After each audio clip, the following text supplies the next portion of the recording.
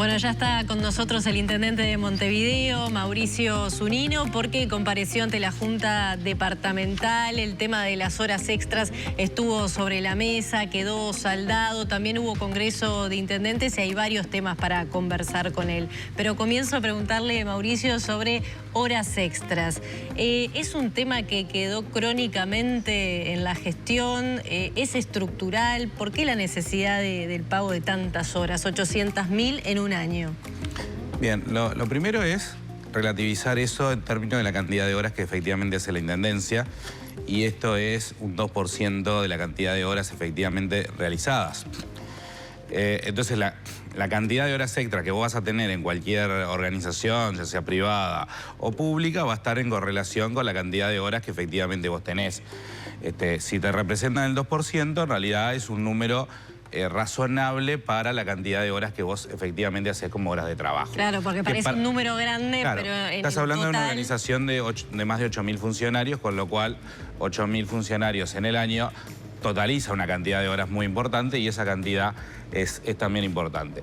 Nosotros quisimos ahí hacer alguna distinción sobre el tema horas extra, que si bien son todas horas de la Intendencia, porque todos los funcionarios son de la Intendencia, hay algunas horas que efectivamente hacen funcionarios para dependencias estrictamente de la Intendencia, y otras que corresponden a las horas de los funcionarios que trabajan en los municipios, que tienen algunos criterios de aprobaciones distintas, porque tienen que aprobar por el Consejo Municipal.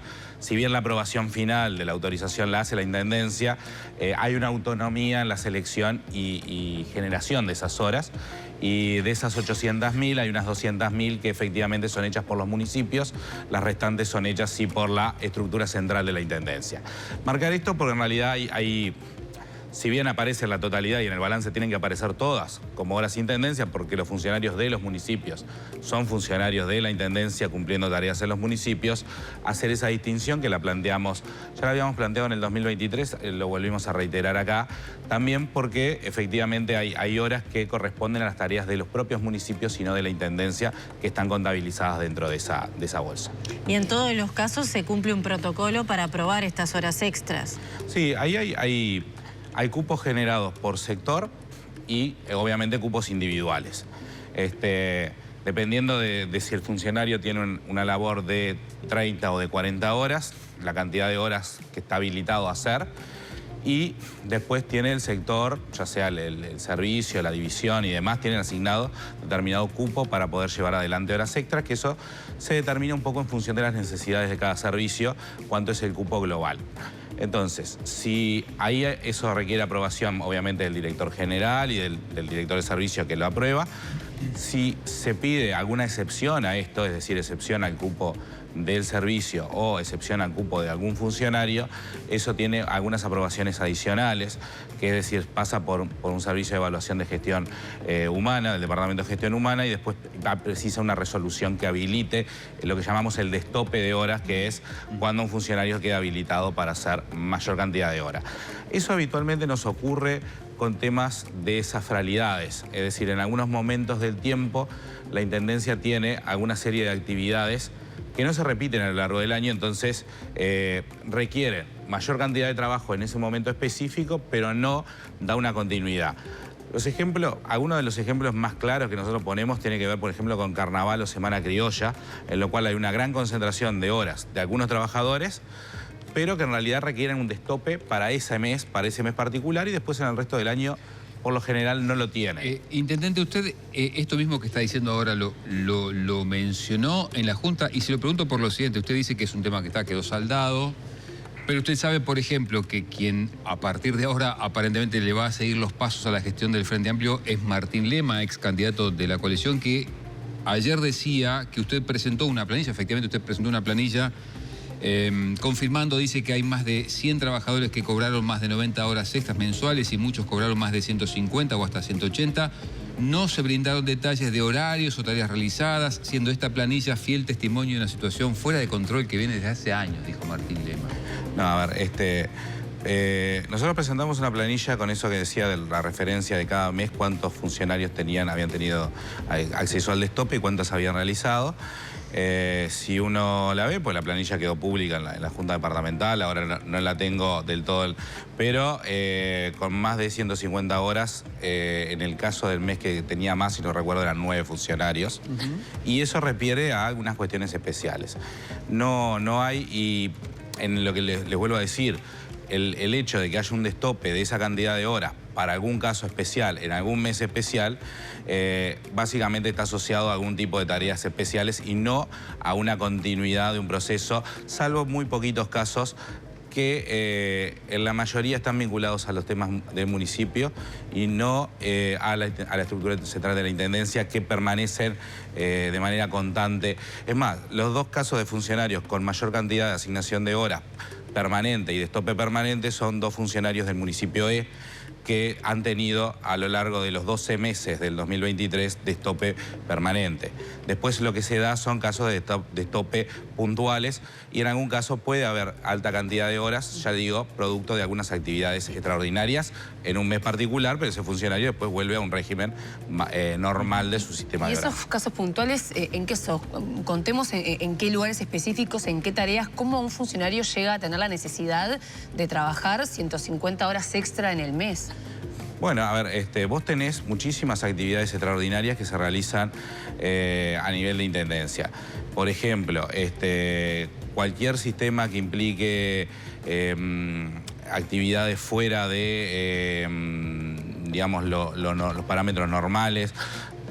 Te pongo el mes de carnaval, porque ahí vos tenés un importante número de funcionarios de cultura afectados entre febrero o entre los finales de enero y hasta los primeros días de marzo, afectados con los temas de carnaval. Y si no es en carnaval, porque entiendo el ejemplo específico. Carnaval, ahí. Semana Criolla tenés también. Secretaría de Deportes y Recreación, por ejemplo, en vacaciones de julio.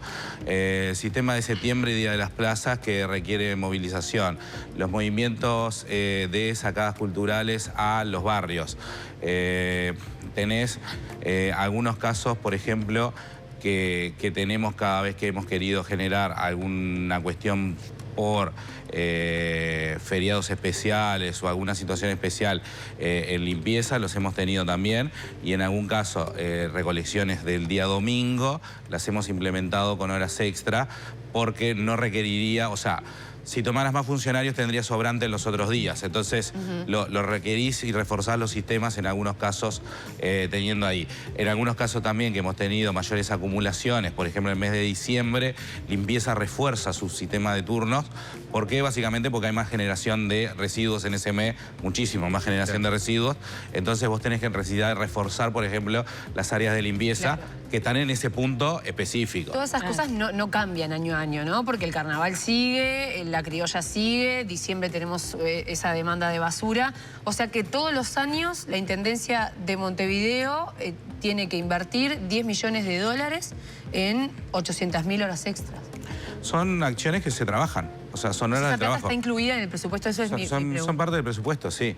Es decir, vos tenés una contemplación cuando planificás tus rubros de asignación, tenés previsto partidas vinculadas al sistema de horas extra porque sabés que vas a requerir por tu tipo de tarea determinado sistema de horas. ¿No hay modo de bajarlo y de ser más efectivo Pero lo que pasa es que si la tarea, vos están asociadas a tareas. Vos tenés que pensar cuál es la mejor forma, la forma más eficiente de hacer la tarea. La forma más eficiente de hacer la tarea, si la cuestión es continuada a lo largo de un proceso de tiempo, vos precisarías un funcionario. Pero si la tarea está puntualizada y después va a quedar vacante, o mejor dicho, quedan las horas excedentarias, lo que precisás es reforzar en ese momento. Uno podría pensar que podrías hacer alguna contratación externa o podrías buscarle algún mecanismo de tercerización. Nosotros entendemos que eso no es bueno en esos mecanismos y preferimos que sean los propios trabajadores los que hagan esa puntualización.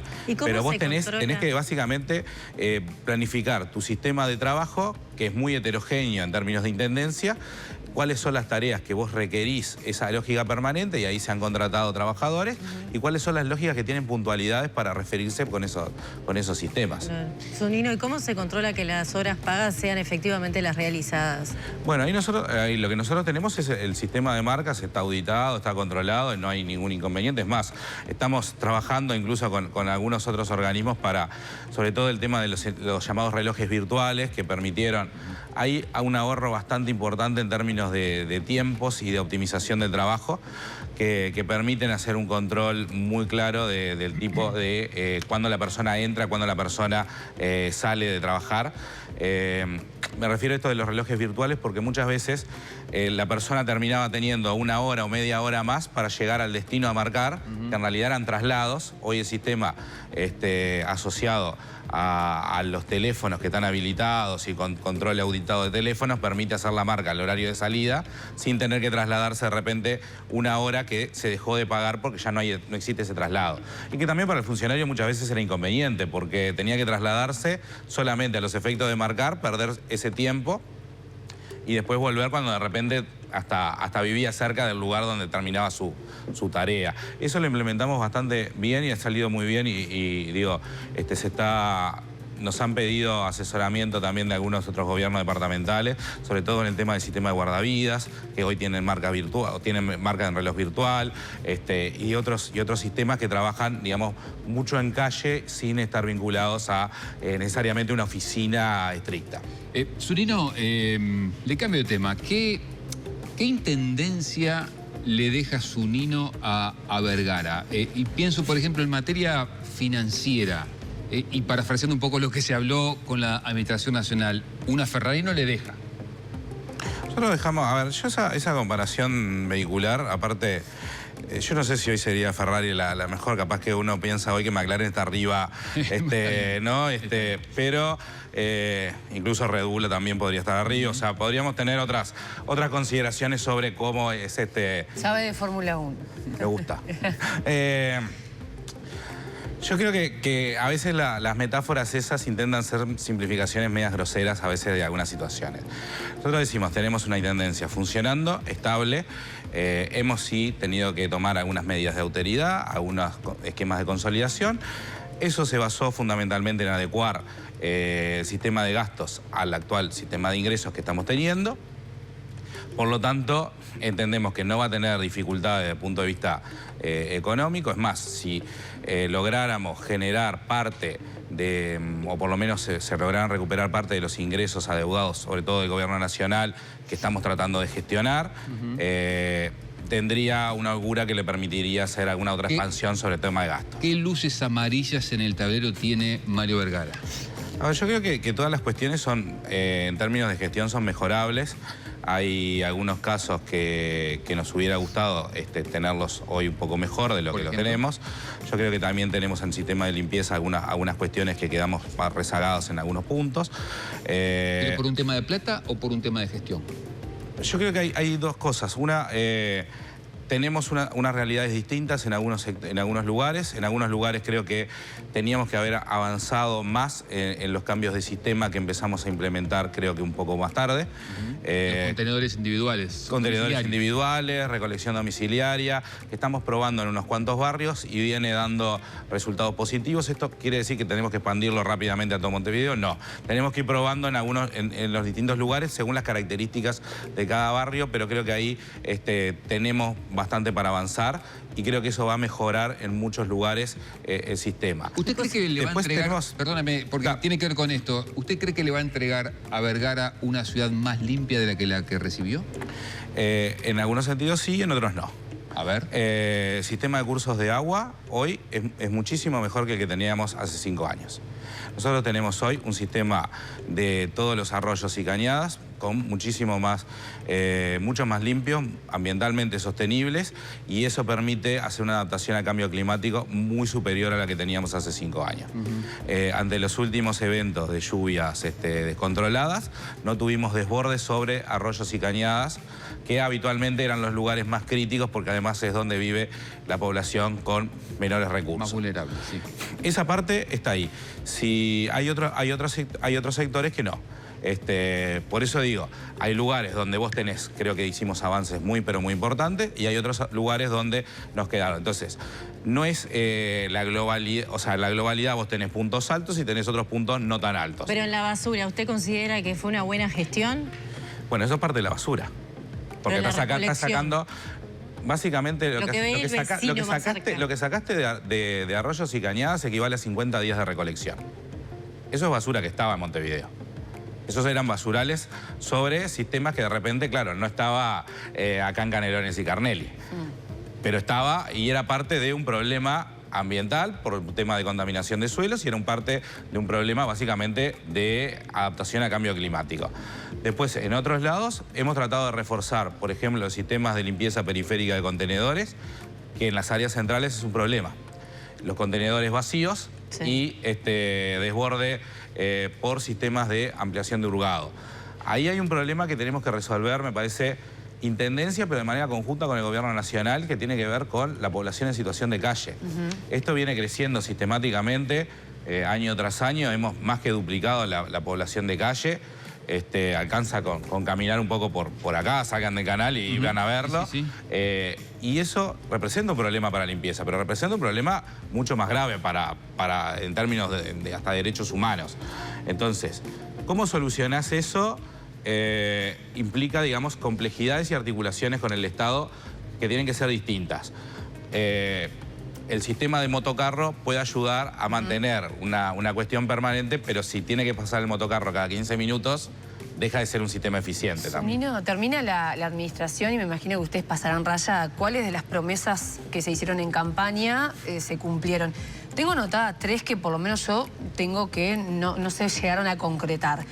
Voy a ir una por una y usted me contesta. Una es la promesa en 2021 del plan ABC Veredas, donde se prometía reparar todas las veredas de Montevideo. Se iba a empezar por algunos barrios que habían detectado que eran los más complicados, La Teja, Cordón, Palermo y demás. ¿Qué pasó con eso? El sistema ahí incluía un sistema de financiación para que las personas llevaran adelante las veredas. No tuvo demasiada aceptación ese esquema de plan. Las veredas siguen siendo, por el sistema del digesto, son responsabilidad del vecino que da frente a la misma. Ahí se hizo en algunos lugares, se avanzó con donde hubo acuerdos. ¿En qué porcentaje? Pero después no... El porcentaje acá no lo tengo, pero en realidad no tuvo gran adhesión. ¿Y se adelantó? En algunos lugares sí pudimos hacer coordinaciones especiales que no están en esos barrios que vos nombrabas, pero por ejemplo el sistema de veredas de 8 de octubre, donde ahí el acuerdo con los comerciantes permitió hacer todo un sistema de cambiar el sistema de veredas de 8 de octubre, hacerlo de manera conjunta, lo cual generó también un abaratamiento en términos de costo, y se pudo hacer donde logramos hacer esos acuerdos. En la medida que siga siendo responsabilidad individual, la voluntad también de la persona del otro lado es un elemento que lleva a que no pensar ese cumplimiento. ¿Se adelantó la intendenta entonces en prometer que iban a reparar todas las veredas y eso en realidad dependía hay una intención de mejorar el tema de transitabilidad en términos para peatones. Se quiere hacer, se va a buscar la vuelta. Yo creo que también es una cuestión que estuvo presente en la campaña y es una necesidad. Nosotros tratamos de hacer esfuerzos en varios sentidos. Hicimos con este sistema de ABC Veredas, en algunos sistemas también, en el caso de escuelas que se hicieron reparaciones, pero también esas corrían, dado que como la ANEP es una actividad que tiene inmunidad tributaria, no tengo forma de hacerle cobro efectivo a la ANEP, con lo cual todas las que se hicieron sobre escuelas fueron pagadas por parte de la Intendencia y no por parte, en este caso, de la ANEP. Ese era otro punto. Camino a Clases era un programa que se había también anunciado donde se prometía arreglar los caminos de 355 escuelas en 12 meses y según un pedido de acceso a la información al que accedí, de 355 que se prometieron se arreglaron solo 25.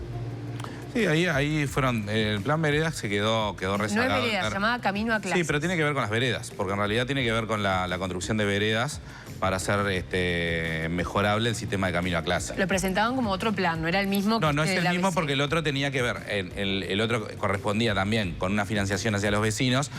En el caso de que habíamos tenido que la ANEP no iba a pagar las veredas de sus escuelas, en realidad había un aporte de la Intendencia a la construcción de las veredas en términos de escuelas. Ahí en realidad había un aporte adicional de la Intendencia hacia veredas que en realidad tampoco... si bien existe la formalidad de que el responsable tenía que ser la ANEP, al no tener mecanismos tributarios sobre los cuales exigirle a la ANEP, en realidad es una exigencia que en ese caso no tenía sentido. Era o las financiábamos nosotros, en la medida de lo posible lo hicimos, o no se iban a hacer porque en ese momento la ANEP no consideraba que eran necesarias. Intendente, ya en el final del periodo, la intendenta Cose se descolgó con dos bicisendas, una en el centro de Montevideo, otra en la Rambla. ¿Ustedes han tenido ya algún primer análisis, evaluación de cómo ha venido funcionando, cuánto se está utilizando una u otra? Sí, eso se viene monitoreando. A ver, nosotros tenemos en el sistema de gestión de movilidad, tenemos muchísimos sistemas de cámaras que nos permiten ver la visualización. Sí. Esto es tanto para bicicletas, peatones, vehículos y demás. Y lo que vemos es que en realidad estas dos bicisendas han tenido, sobre todo en particular 18 de julio, tiene un movimiento bastante importante, sobre todo porque además permite conexión con otras bicisendas que tenían vinculaciones a través de Parque Valle o Avenida Italia que tenían que conectarse. El sistema de transporte activo es una cuestión que tiene que avanzar. Necesita avanzar en Montevideo. Montevideo está rezagado en términos de red de sistema para bicicletas. O sea, ¿usted está conforme con la utilización que se está dando? Sí, creo que además es algo que va a ir avanzando. Va a ir avanzando en términos de uso porque las ciudades van a ser sostenibles siempre y cuando se pueda fomentar el transporte público y el transporte activo. Esto ha sido de la conferencia de Bogotá desde el 95 para acá. Las ciudades hemos estado muy preocupadas por tratar de hacerlo sostenible y no es sostenible ninguna ciudad de más de 1 millón de habitantes en vía de que cada uno usemos nuestro propio transporte. Eso las hace insostenibles. Y en realidad la forma de hacer sostenible es el cambio de modalidad de transporte. Para eso necesitamos tener transporte activo, transporte como las bicicletas, también el esquema peatonal, avanzar en transformaciones de transporte público. ¿Es sostenible el transporte público con un boleto tan caro?